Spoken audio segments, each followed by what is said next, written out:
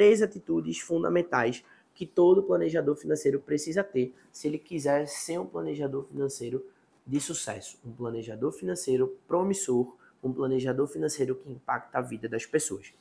A primeira atitude é uma atitude de proatividade e iniciativa. Então, o planejador financeiro ele tem que ter iniciativa de chegar e querer entregar o resultado para o seu cliente, independentemente da situação que ele esteja. Se ele não for um profissional proativo, que já chegue com as melhores respostas, já chegue com as principais atualizações em primeira mão para os seus clientes, ele é um profissional que fica para trás, ele é um profissional descartável. Então, essa proatividade, essa iniciativa por parte do planejador de mostrar para o cliente o quanto o impacto de uma taxa Selic pode afetar na sua rentabilidade, na sua carteira, ou o quanto uma mudança no mundo das milhas pode impactar na estratégia. Essa proatividade, essa iniciativa é muito importante. Por quê? Porque o cliente vai ter a certeza de que o seu planejador financeiro, de fato, sempre vai estar buscando as melhores opções, sempre vai estar buscando as melhores oportunidades que existem no mercado financeiro. E depois que o planejador ele tem essa atitude de proatividade, essa atitude de iniciativa, ele precisa ter a segunda atitude, que é uma atitude imprescindível, que é uma atitude muito importante, que é uma atitude de empatia. Se o planejador financeiro ele não se coloca no lugar do seu cliente, se ele não traz os objetivos do seu cliente para si, ele não vai montar o melhor planejamento financeiro possível para o seu cliente. E é nesse momento que a gente tem que se colocar no lugar do próximo. É nesse momento que essa atitude de empatia ela tem que ser levada em consideração. Por quê? Porque se você não se coloca no lugar do seu cliente, você não vai conseguir montar o melhor planejamento financeiro possível para ele, porque você não vai entender as necessidades daquele cliente. Você não vai entender o porquê aquele cliente ele quer tanto realizar a aquisição do seu primeiro imóvel, ou porque aquele cliente ele quer tanto ir para a Europa. Se você não se colocar no lugar daquele cliente, e para você se colocar no lugar daquele cliente, para você ter essa empatia, existe uma pergunta muito importante a ser feita, que é o porquê, que é o que e que é o como. Então, se você entender o porquê, você vai entender a raiz do problema ou a raiz da necessidade.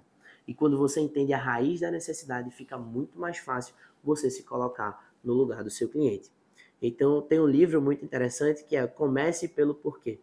Porque começando pelo porquê, você vai começar a entender aspectos muito mais intrínsecos, aspectos muito mais profundos da vida financeira daquela pessoa com que você está se conectando.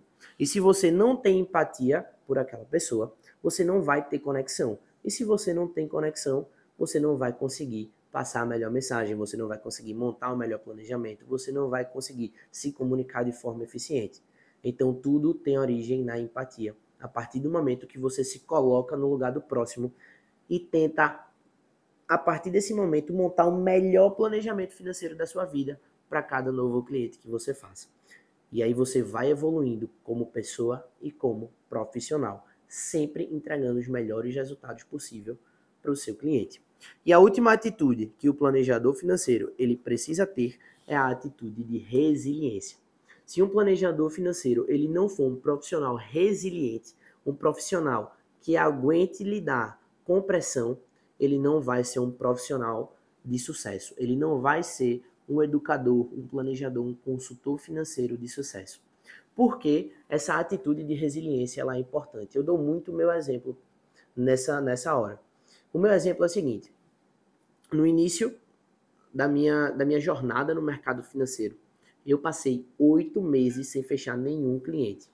Eu podia ter passado 8 meses em casa, sem fazer nada, até porque o planejador financeiro tem esse benefício de liberdade geográfica. Só que eu fiz diferente. Eu sabia o que eu queria. Eu sabia que eu queria transformar a vida das pessoas através da educação financeira e que a profissão de planejador financeiro ela me proporcionava essa mudança, essa transformação, esse impacto. Então eu não passei 8 meses em casa sem fazer nada, só recebendo vários nãos. Eu passei 8 meses me capacitando, me desenvolvendo, trocando networking com outros profissionais de mercado, participando de workshops, participando de palestras, eventos. Por quê? porque quando chegasse o momento certo, eu iria estar totalmente capacitado, eu iria estar totalmente confiante para entregar o resultado que o meu cliente esperava de mim. Então, a resiliência ela é muito importante, mas resiliência é algo fácil? Não, não é fácil. Nesses 8 meses eu pensei em desistir diversas vezes. Só que eu sabia o que eu queria. Eu sabia que a profissão de planejador financeiro me proporcionava algo fora do comum, algo fora do tradicional. E por ter essa resiliência durante 8 meses eu consegui virar minha chave. E depois que eu virei minha chave, eu me tornei um profissional diferenciado no mercado. Um profissional que tem todos os tópicos anteriores que eu já citei nesse vídeo daqui. Então é imprescindível que você tenha resiliência, que você saiba lidar sob pressão.